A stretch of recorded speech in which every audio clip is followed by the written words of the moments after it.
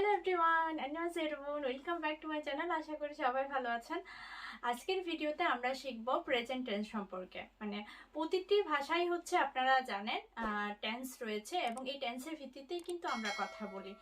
তো present tense, first tense, future tense এভাবে ব্যবহার করি কিন্তু আমরা কথাগুলো বলি।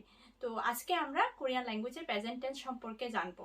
প্রেজেন্ট টেন্স কিভাবে তৈরি করে সেটার কিন্তু কিছু রুল রয়েছে। সেই রুলগুলো যদি আপনি জানেন তাহলে ভাষা শেখাটা আপনার কাছে আরো ইজি হয়ে যাবে।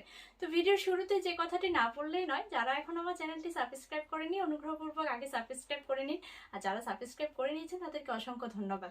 তো শুরু করা যাক।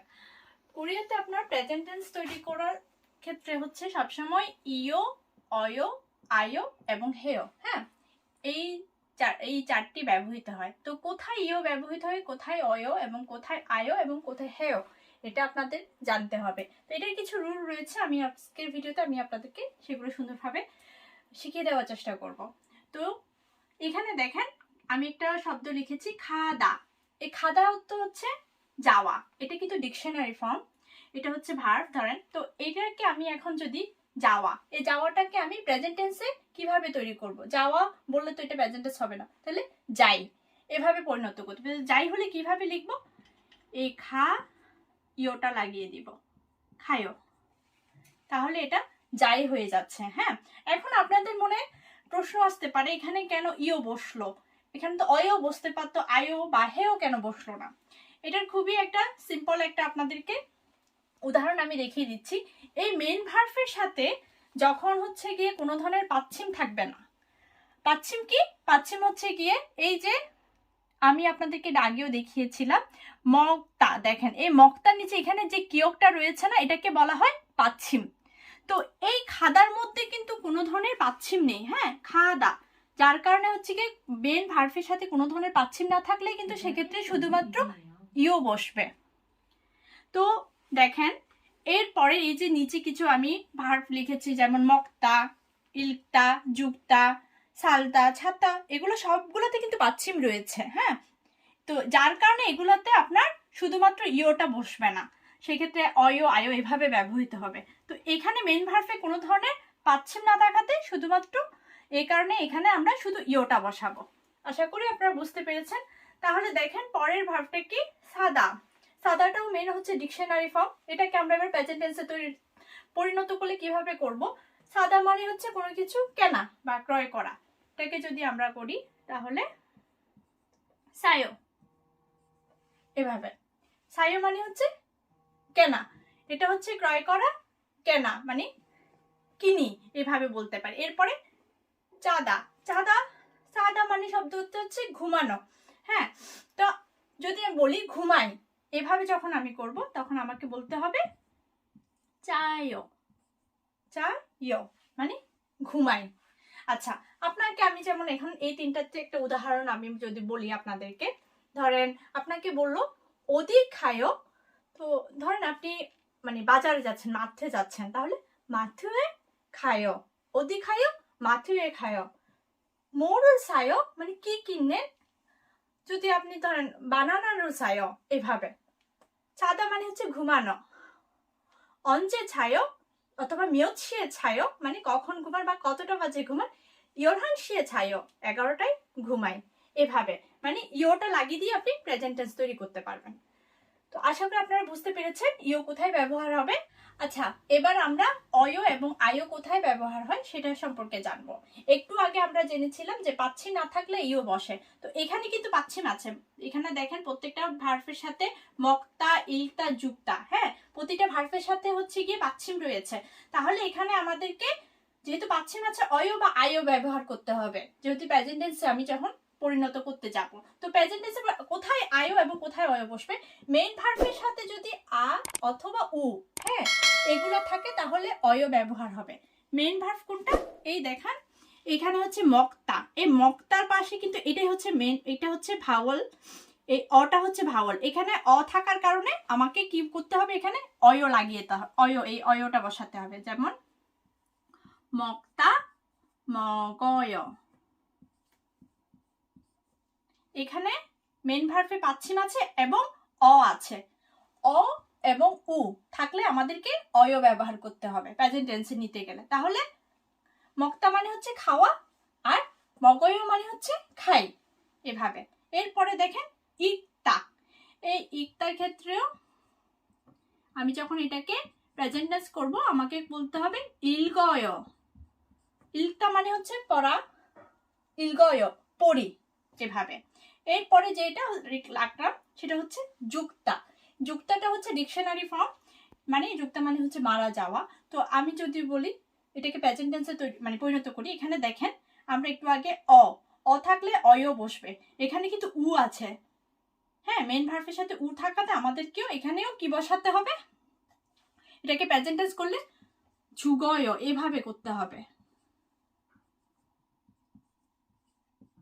যুগয় প্রেজেন্ট টেন্স। অ এবং উ এই দুইটা থাকলে সবসময় আমাদেরকে অয় ব্যবহার করতে হবে। আশা করি আপনারা বুঝতে পেরেছেন। এরপরে যেটা রেখেছি এটা হচ্ছে, এটাও একটা ডিকশনারি ফর্ম, সালদা। সালদা শব্দের অর্থ হচ্ছে বসবাস করা। হ্যাঁ, এখন এটাকে আমি যদি বলি বসবাস করি, বসবাস করা, হ্যাঁ, এটা তো আর এটাকে যখন টেন্সে পরিণত করব আমরা প্রেজেন্ট টেন্সে, তখন আমাদেরকে সাদাকে সারায়ো। আশা করি আপনারা বুঝতে পেরেছেন এখানে কেন আয়ো ব্যবহৃত হয়েছে। দেখেন এখানে মেন ভার্ব এবং এখানে সাথে আ অথবা উ থাকলে সবসময় আয়ো ব্যবহৃত হবে।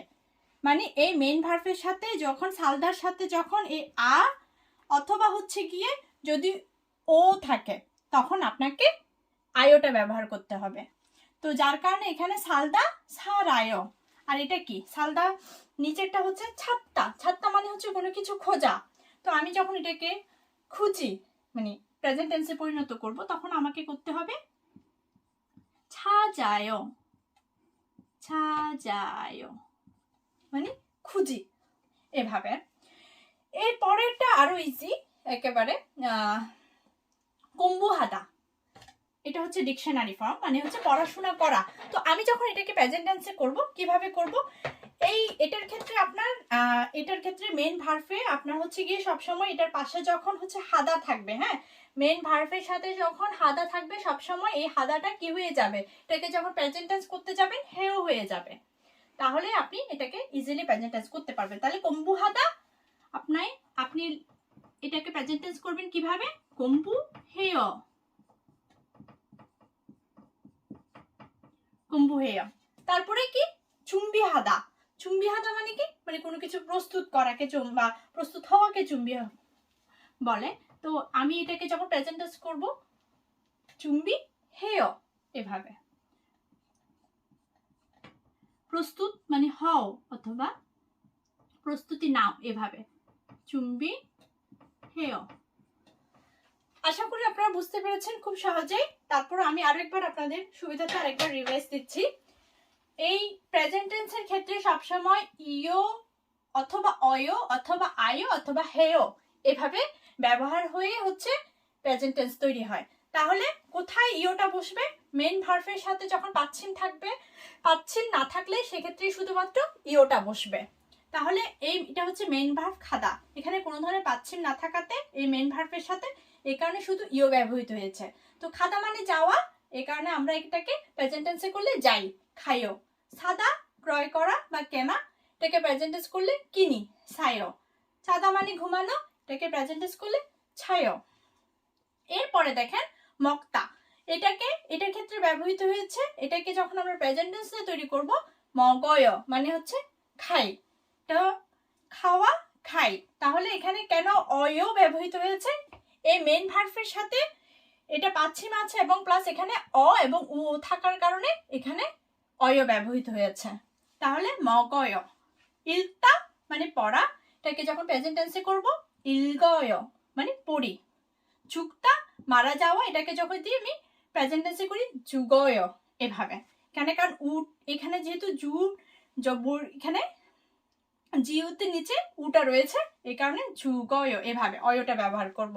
এরপরে দেখেন আয়ো ব্যবহার হয়েছে। আয়ো কেন ব্যবহার হয়েছে, মেন ভার্বের সাথে যখন আ অথবা হচ্ছে ও থাকবে সেক্ষেত্রে আয়ো ব্যবহৃত হবে। তাহলে মেন ভার্ব এখানে কি সালদা, এই সালদার ক্ষেত্রে দেখেন এখানে আ আছে না, এই আর কারণে এখানে আয়ো বসেছে মানে সারায়ো, ডাটা চলে গেছে আয়ো। প্রত্যেকটা ভার্বের সাথে আপনি দেখেন যখন আপনি প্রেজেন্ট টেন্সে তৈরি করবেন সেক্ষেত্রে কিন্তু এই ডাটা উঠে যাবে, সেক্ষেত্রে ইয়ো অয়ো আয়ো এভাবে ব্যবহৃত হচ্ছে। তাহলে ছাত্তা ছা যায়, মানে খোঁজ করা খুঁজি। তারপরে দেখেন এটা আরো সহজ, শুধুমাত্র হাদা যখন থাকবে মেন ভার্বের পাশে, মানে কম্বু হাদা পড়াশোনা করা, এটাকে আপনি যখন প্রেজেন্ট টেন্সে করবেন কম্বু হেয়, কম্বু হেয়। চুম্বি হাদা মানে প্রস্তুতি নেওয়া, তাহলে এটাকে যখন আপনি প্রেজেন্ট টেন্সে করবেন চুম্বি হেয়। জাস্ট মোমো হাদা, হাদা থাকলেই আপনি সেটার সাথে জাস্ট হেয় মানে ইয়োটা লাগিয়ে দিবেন, হেয় এইভাবে করে দিলে প্রেজেন্ট টেন্স হয়ে যাবে। আশা করি আপনারা বুঝতে পেরেছেন, আমি খুব ইজিভাবে আপনাদেরকে বোঝানোর চেষ্টা করেছি। আজকে আমরা প্রেজেন্ট টেন্স সম্পর্কে মানে জানলাম। তো পরবর্তী নেক্সট ভিডিওতে আমি পাস্ট টেন্স সম্পর্কে আলোচনা করব। তো ভিডিওটি ভালো লেগে থাকলে অবশ্যই লাইক শেয়ার করতে ভুলবেন না, এবং কোনো ধরনের আপনাদের প্রশ্ন থাকলে কমেন্ট বক্সে আমাকে কমেন্ট করলে আমি আপনাদের প্রশ্নের জবাব দিয়ে দিব। তো সবাই ভালো থাকবেন, সুস্থ থাকবেন। ধন্যবাদ সবাইকে।